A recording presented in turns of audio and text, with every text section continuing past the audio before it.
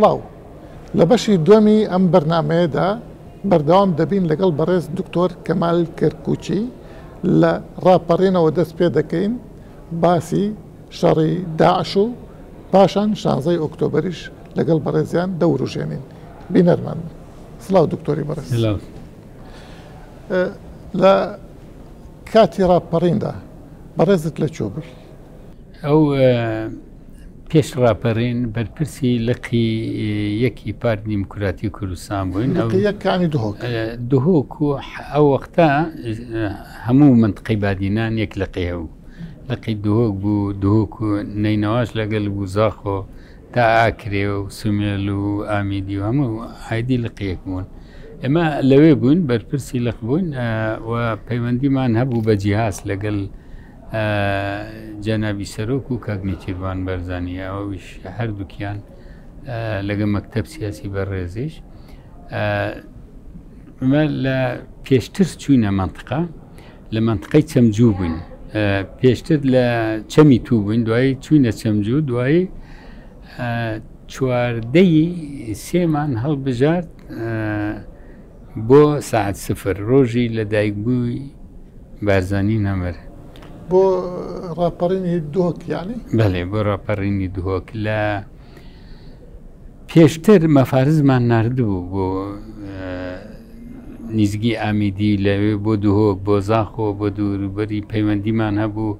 شوێنی سوپاکانمان نەزانی لەکوێیە قووەتیان چۆنە خەلایەمان لە ناو شار هەبوو مەفرەزەمان خست بۆ ناو شار هەندێک مستەشار هەبوون ئینسانی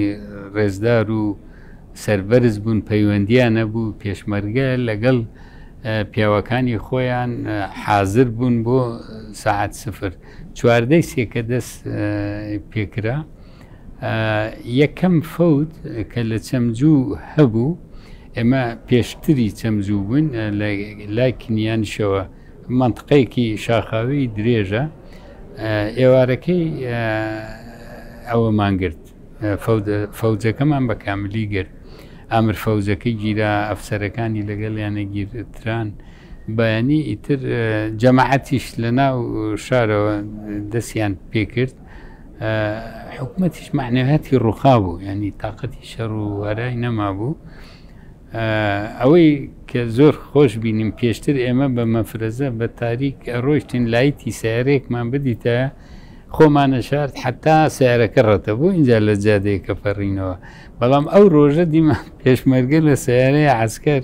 جانتاکەی بەشانیەوەیتی بە جادەکانەوە دێ بەس خۆیان ناشاردەوە چکیان زین پێشمەرگە لیان نادا ینی سوپایەکی تەواو کەوتە تێکشکا و کەوتنە دەست پێشمەرگە دۆشکەکانیان بەجێما بوو تۆپەکانیان و چوونە ناو فایدەشەوە فایدە ماسکرد فایدە ئەوێش کەوتە دەست پێشمەرگە لەوێنە لە منطقەی دهۆک بووین ینی خەڵکەکە زۆر پیا و ئافرەت مناڵ گچکە گەورە هەمووی جەژنی بوو کە ئەو هێزی داگیرکرد نەماوە لەوێنە دکتۆر ئەمە بێمە سەر شەڕی ناوخۆ لێکەوتەکانی ئەنجامەکانی ئەم شەڕەت چەند زەرەری بە کوردگان لە دەرەوە و لە ناوخۆشیان زۆر زیان بەخش بوو بە تاکید زەرەرێکی زۆر گەورە بە گەلی کوردستان بە گشتی کەوت کەس لە شەڕ ئیستفادەی نەکردووە ینی شەڕەکە بۆ هۆی ئەوەی بەبێ سنوور ئەو ئیمکانیەتی دارایی کە هەر لایەک هەی بوو وەکو لۆکەی ئاگیری تێبەردەی ئەو شەڕە خواردی ئەمجا خەڵکی دڵسۆز و پاک و قارەمان لە دەست دراکە لە چیابوون خۆیان حازر کردبوو بۆ خزمەتی گەلی کوردستان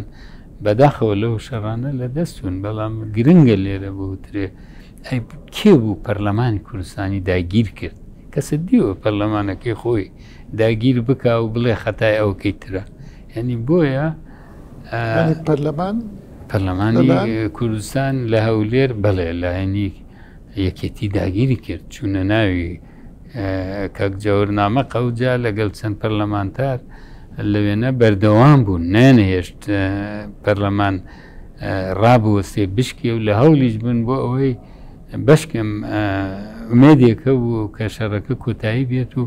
ئەشبوونەوە هەبێت. ئەو کاتە پارتی لە هەولێران نەمابوو، لە هەولێر نەمابوون، ئاخراوان لە ناو هەولێر بوون، هەولێریان گرت. زۆر باشە. من شەڕی ناوخۆ تێپەڕێنم چونکە هەمومان دڵمان ئاگرەگرێکە باسی ئەو بابەتاکەین. ئەچمە سەر شەڕی داعش. ئەوە داعش مووسڵی کرد کارەساتی سنجاری شڕیە. هۆکاری ڕووکردنە کوردستان لەلانی داعشەوە چی بوو کە بڕیار بوو بچێ بەرەو بەغا و ئیعلانی خەلافەت بکات لە پڕ ڕووی کردە کوردستان؟ وەڵا ئەوە ئەگەر ئەتوانی ئیسان تەحلیل بکە، بەڵام داعش خۆی نەبێ کەس نازانێتن، ینی ئەوانەی ڕێیان بۆ دانەوە. ئەوەی من کە داعش هات یەکەم جار بە عەدەدێکی زۆر کەم پێشەوەی داعش بێت مووسڵ داگیر بکە، زیاتر لە 1500 کەسی قاعیدە هەبوو. پێش داعش قاعیدە هەبوو. فەرقی قاعیدە و داعش چییە؟ قاعیدە ئەڵێ لێ بدە و بکوژە و بزر بە جێگەت نەبێت عەسابە. داعش هەڵێ نا، لێ بدە بیگرە کۆنتترۆلی کە فەرمانڕەوایی کە حکمی بکە. ینی خلافیان لەوەشە بوو، بەڵام زۆر 1100 بوو 200 بوو لە زیندانی ئەبوو غرێب ئازاد کران، نێردرانە مووسڵ. بەڵام ئەو قووەتەی داعشی کە هات مووسڵی داگیر کرد 250 کەس بوون تقریبن، ئەگەر کەمتر نەبن زیاتر نەبوونە. لەوێ من ئەو وەختەش ئەمان ئەوا نامێنن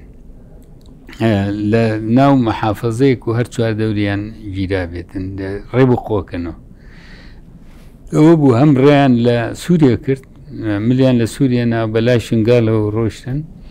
ڕویان لە تکریتنا و بۆ حەویجە هاتن و مەبەستیانەوە بوو کەرکووک بگرن. من ئەو وەختە بەرپرسی پەیوەندەکان پارتی دیموکراتی کوردستان بوو، چونکە خەڵکی مەنتیقان دڵم لەوێ بوو. جەنابی سەرۆکیش ئەمری کرد کە بچم لە بیدایەت سەرپەرشتیاری محوەری ڕۆژاوای کەرکووک بوو، محوەری 5. پاشان ئەمری کرد ببە بەرپرسی محوەرەکە، کاک ئەو بەڕێزەی لە پێش من بەرپرسی محوەری ڕۆژاوا بوو، ئەو هاتەوە ناو وەزارەت، چونکە بریکاری وەزارەی پێشمەرگە بوو. ئەوان کە ڕوویان لە هەولێریش کرد، دیارە معلوماتیان هەبوو، وایە نەزانی هەولێریش وەکو مووسڵ هەرز دێنێتن و خەڵکیش هەبووە لەگەڵیان. ئەوەیان بۆ نەچووە سەر. ئەمدا 24 کیلۆمەتری هەوایی لە کەرکووکەوە نیزەک بوون. ئەمە لە خراپەڕۆت 24 کیلۆمەتری هەوایی لە کەرکووکەوەیە بە پلان دەریانمان کرد، خەتووە بە خەتووە. دوو پشکیەکماندانە بە تەنسیق لەگەڵ ئەمریکیەکان، ڕۆڵیان نەبوو. ڕۆڵی هێزی هەوایی گەلێ ئاسمانی گەلێک زۆر بوو. لەوێ لە 1911 لەوێ دەریانمان کرد. لە 9 لە حتاکو و ملتەقا و سمایلا و ئەم منتقەیەوە دوورکارەبا دەریانمان کرد. لە 39 لە غەڕەش دەریانمان کرد. هەموو خەتووە دوای خەتووە بوو. ئەوانیش کەسی خۆکوژیان زۆر بوو، زۆر خەتەرناک بوون. قسمێکی پاشماوی ڕژیمی بەحس بوون، هی زمانی سەدام بوون. قسمێکی هەر جەهل لە جاهلی من گرتومانە، داعشم گرتووە، ئەمری 21 ساڵ بووە، زۆر تڵکن و پیس بووە. لێم پرسی وتمە وەرە بەس پێم بڵێت و بۆ داعشی، وتی ئەچم بۆ بەهەشت. وتم بەهەشت چیە؟ ئەوت حۆریەیە. ئێوتم حۆری بۆ گەنێکی وەخت و ببینێت ئاوا تەماح دەکات. وتی وەڵڵا شێخی گوڵ شێخەڵێ من نازانم. وتم چەند کەسم؟ وتی 6 براین، 4مان داعشین. چەندت خوێندووە؟ هیچی نەخوێندووە. باوەڕ بکە کۆنە بەحسیەکان زۆر تەسیریان نەبوو لە طبعاً هەڵەی حکومەتیش هەبووە. من ئەوە بە هەڵە ئازانم بۆ 1000 و قسوور نەفەر لە ئەبوو غرێب زندانە بەرێدێ بۆ نامووسڵ. حکومەت خۆی ئەوەی سجنی حوت بێ وا بزانم هێرشیان کردە سەریان، خۆیان قاعدە هێرشیان کردە سەر لەکوێ؟ لە سجنی حوت ئەوانەی بەردە ئەو خەڵکان. نا ئەبوو غرێب، ئەبوو غرێبی بەغدا محکوم بوون ئەلەوێ نەبوون بەریانیاندا چوونە مووسڵ و تکریت و خوان بەریاندان ئەوە دەوڵەت بەریە دوای هەموو بوونە داعش و هەموو بوونە داعش و خەڵکەکەش بووە داعش خەڵکی منتقەکەش بوو لەگەڵێن بوونە داعش سوپاکەش ڕاکردیا ئەوەی سەر سوورمان بوو سوپا ڕای کردووە هامەرەکەی بەجێهێشتووە سویسەکەشی لەسرە بەپا هاتووە هەمان باشە بۆ هامەرەکەت نەبرد بوو ئەویت ئاوا باشترە سەریعتر زۆر باشە دکتۆر هێمە سەر مەسلەیەکی زۆر حساس و گرنگ کە بەڕێزیشت دەورەتی بووە ئەویش مەسلەی ڕیفراندۆم و دوای ڕیفراندۆم بەڕێزت پێ دوای ڕیفراندۆم هەڵەیەک بوو یاخود دەستکەوتێکی استراتیژی کورد بوو پرسیارێکی زۆر گرنگە لەم ڕفراندۆم بە پێی گشت پێوەرێک پەیمان و بڕیارەکانی نەتەوە یەکگرتووەکان بە پێی یاسای نێودەوڵەتی بە پێی مافی مرۆڤ مافی گشت گەلێکە لەسەر گۆی زەوی کە کیانێکی هەبێ لەسەر خاکی خۆی زمانی هەبێ کولتوری هەبێتن ئاینی هەبێتن پێکەوە بن بڕیار بدە دەیەوێت چۆن بژێ ئەوە زۆر شتێکی ئاساییە لە کوردیان گەورەوە کرد کورد ویستی بزانێت قیادەی کوردستان ویستی بزانێت گەلی کورد دەیەوێت چۆن بژێ بە پێی ڕفراندۆم مافی خۆیەتی ئەگەر لەگەڵ دەوڵەتێ بێ لێی جیابێتەوە بۆ خۆی کیانێک سربەخۆ پێک بێنێتن وەکو گەل لە سەربەرزەکانی دنیا فەرمانڕەوای خۆی بکە یان لە وڵاتێک خۆی بکاتەوە خۆی بلەکێنێتەوە وڵاتێکتر مافی خۆیەتی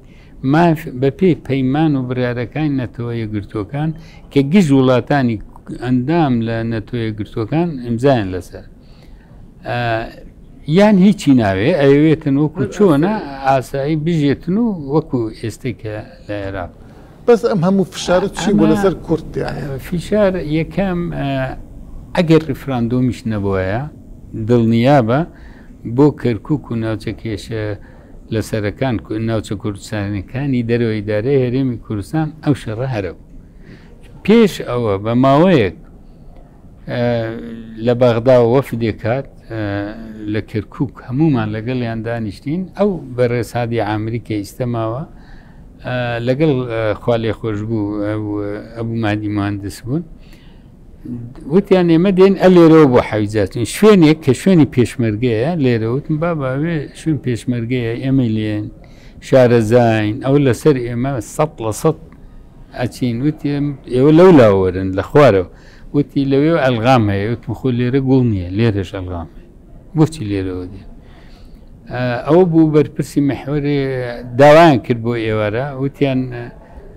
دێن ئەبی نەمیوان تو ئێوتم بەخێر بێن بەسەر چاو لە هەولێرە لێن لە کەرکووکە لێن لە دووبز میوانداریتانەکەم وتیان نا بچینە خەندەقەکانی پێشەوە ئەوتم ئەوە دەسەڵات من نییە ناتوان بڕێتان پێ بدەم چونکە خەندەقی پێشەوە ئەوە بڕیارێکی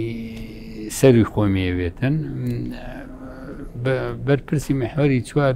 برادێکی یەکێتی بوو تی وەرنە لای من بۆ محوەری چوون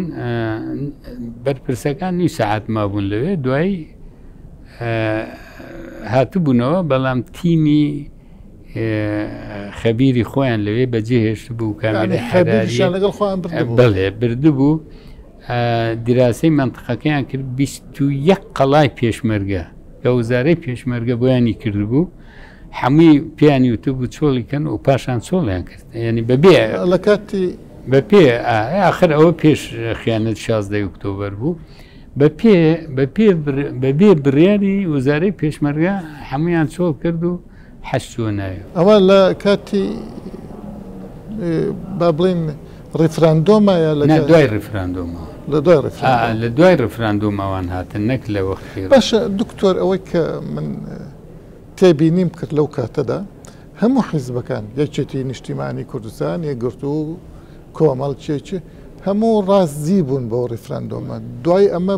بۆ خیانەت یعنی وەک بەڕێزدەڵێت لێرە ئەزانی چۆن ئینسان ئەبێت خاوەن قسەی خۆی بێ خاوەن مەبدا بێ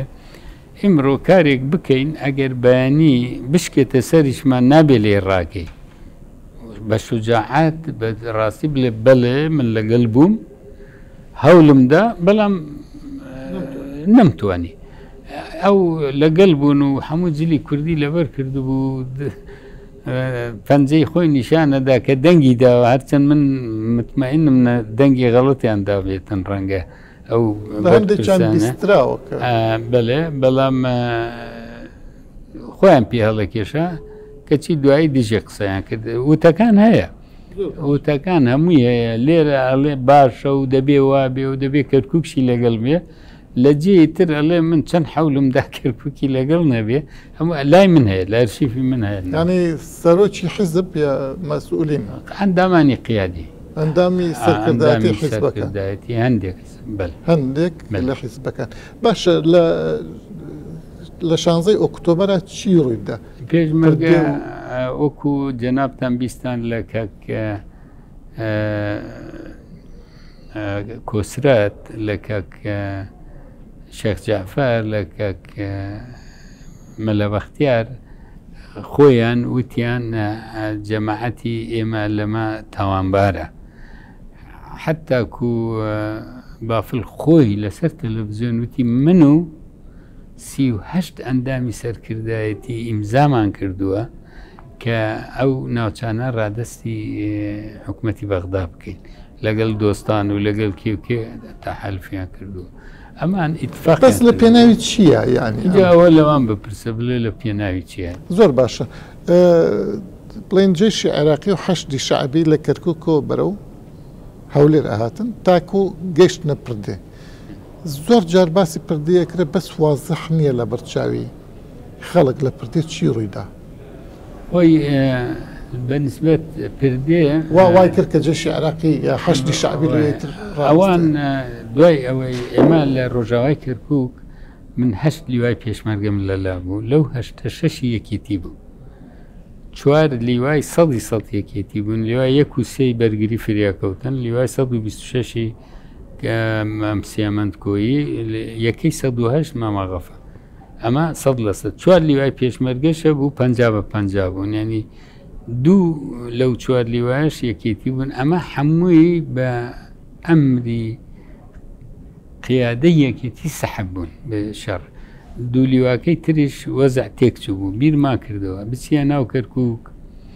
ئەبێتە شەڕی براکوژی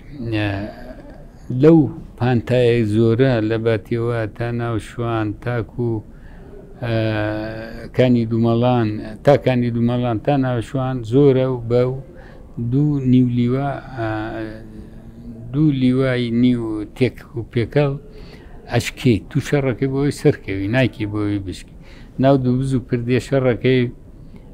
خەڵکە کوژرێ خەڵکی سڤیل مەدەنیە کوژرێن نابێ ئەو شوێنەمان هەڵبژارد وەختی هاتن خوتەکەش ڕاستی خوتە شەڕەکە من خۆم دامنا لەگەڵ ئەو سێبرایی ترکە لەگەڵم بوون زۆر ئینسانی قارەمان و دائمان افتخاریان پێکەم داماننا جسرەکە بتەقێنینەوە هەندێک برادر هەبوو پێوا بوو تەقینەوەی جسرەکە شەرمەزارێ وتم شەرمەزاریەوەی هەولێر بگیرێ نەک تەقینیتەوە بەڵێ ئێمەش دوای چاکێکی ئەو تەکتیکێکشماندانە لەو بەرەوە هەندێک کاک حاجی ڕێگرماندانە مانەگەر ئەوان هاتن و تەقەیان کرد سەحب بە وازانن تو شکاویتن کە لە جسرەکە پەڕیتەوە جسرەکە ئەتەقینینەوە شەو حازرمان کرد بوو بۆی و بالفعل ئەو خوتەیەمان ناجح بوو هامەر و مدەڕع و دەبابێ ئەوانمان لەوێ ڕاگرت لەم لاوە ئابرامزەکە هەدێ من هەمان نەزانی ئابرامزە ئەوەل مدەڕعایکی ئێمەی سوستان شەید و بریندارمانە بوو خستمانە ناو هامەرێکەوە حرەکەی کرد تۆپێتری تێگرت بەسەرەوە ڕۆی لێ نەدا کتلێ ئاگر بوو دیار بوو لە پێشی کەوت یەکی تری لە ساترەکەدا ئەمجا بۆ لای ئێمە ئەیێنا ئەوەی ئێمە لێدا ئەوەل دووکەڵی لێ دەرچوو پاشان ئاگیری تێبەر بوو. ئەمە یەکەم جار بوو ئەبرامز بەڵێ قۆنسڵی ئەمریکی لە هەولێر تەلەفۆنی کرد وتی بیستمە M1 ئەبرامزی M1تان شکاند من نەمەزانی لەوێ گوێم لەو گوێم لێ بوو وتم بەڵێ ڕاستە وتی ئەوە نەچێتە ئەعلام باش نییە چونکە ئێمە و پارتی عێلاقەی باشمان هەیە ئەگەر ئەوە بچێتە ئەعلام بە زەرەرتان تەواوە بێتن وتم باشە وتی ئێمە عێلاقەی باشمان هەیە و دۆستین وتم ئەگەر ئێمە دۆستین بۆ لە دەست میلیشای حەشد و هێزی دەرەکی و عەسکەری بەغدا دێت دۆستەکەیەوە بکوژێ دی دوای دراسەیەکەن وتم کەی دراست کرد ئەوجا تەلەفۆنم بکە لەسەرم گرت تەلەفۆنەکەم لەسەری داخت ئێمە لەو شەڕە بووین لە سولێمانی بەرپرسی محوەری چوار کە قووەتەکەی سەحب کردبوو کە چوو بوو 2 ڕۆژ پێش ئەوە لە ڕەشات خۆی ئەڵێتن لە تەلەڤیزیۆن ئەڵێ لەگەڵ وەفدێ دانیشتم 10 کەس بوو نۆی ئێرانی بوو ئیتفاقمان کرد خۆی ئەڵێ ئیتفاقمان کرد ئیمزامان کرد لە سولێمانیەوێت ئەوە حەشت گەیشتە قوشتەبەوە بەرەوە لێ دەچێ و هیچ نەما دکتۆر لەو کاتێ ڕێڕاگەیاندن دەورێکی زۆر خراپی بینی پێت وایە ئەوەش تەوجیه بوو هەر ڕێگەاندنی یەکێتی نیشتیمانی کوردستان ناڵم هی کۆماڵ هی گۆڕان یەکگرت و زۆر نایەت خاڵم لە ڕاستی بەڵام ئەسات لەوانە شا بوو خۆ هەر لە یەکێتی ئایا هەموو بڕیاریان داوە هەموو خۆ دەستیان تێکەڵ کردبوو لەم شتەیە سوودفە بوو وەڵای ئیتر ڕاگەیانەکان حەقدێک بوو خۆیان پێیان ناکرێت خەڵک قانع بکەن کە ئەوانی خۆش بوێتن چونکە خەڵکیان ناسیە باشیان ناسێ پارتیشە ناسێ تاریخی پارتیشە ناسێ جەماوە لەگە پارتیە ئەوە بینی لە هەموو هەڵبژاردنەکان یەکەمێنێ بۆ چونکە خەڵک معناوی خەڵک خۆشەوێ ئەمجا ئەوەیان پێ ناکرێ مەحاوەلاکەن ناوی خراپکەن ئەگەر ناویان ناوی پارتیان پێ خراپ نەکرێ مەحاوەلاکەن و توعاشەکەن ڕەنگە قوربانیش بکەنە خێر بۆ ئەوی پارتی نەمێنێ دکتۆر هەر لە با بڵێن شکانی ئەو ئەبرامزە و لە شەڕی پردێ ئیتر تقریبا با بڵێن لە هەموو بەرەکان شەڕ ڕاوەسە لە سحیلا و ئەوانە شەڕ هەر لەو کاتەیە بوو پێت وایە ئەوە تەوجیه بوو یا زانیان فعلا ناتوانن هەولێر داگیرکەن یا بتوانن گەیشتنە قەناعەت کە مقاومەتێکی مستەمیت هەیە و ناتوانن سەرکەون و ئەگەر هەوڵ بدەن قوربانی زیاترەدەن لە ئەخیرە هەر شکست و ڕسوا بن و ئەبێ هەر بڕۆن ئیتر پێیان باش بوو کە ڕابۆست تۆ ئەگاداری شەڕی سحێل نەبووی چۆن ناگەم لەوێ نەبووین لەوێ نەبووین بەس ئێمە لەسەر خەت بووین بەیانی سعات 5 لە 26 6 ڕۆژ دوای پردێ دەستی پێ کرد لەوێ پەیوەندیان کرد وتیانەوە لە ئێستا لە سحێلا هێرشی گەورەمان لەسرە تۆپبارانێکی سەختەکەن ئێمەش لە پردێەوە هێرشمان کردە سەریان لەوێش بەعکسەوە لێرەوە کردمان وتمان بۆ ئەوەی لە لێرەش زەختێکە بێتن ینی ئەوان تەوەقع نەکەن لە هیچ کوێی تر شەڕ نابێتن لەوێش چەند هامەرشکە کوشتارێکی زۆریان لێ بوو و سوپاس بۆ یێزدان کە لە سحێلاش زۆر مەردانە و سەربەرزانە سەرکەوتنیە بەدەستن زۆر سوپاس بەڕێز دکتۆر کەمال بینەرانی بەڕێز بەم شێوەیە هاتینە کۆتایی دیدارمان لەگەڵ بەڕێز دکتۆر کەمال کەرکوچی تاکو و میوانێکی تر هەر شاد بن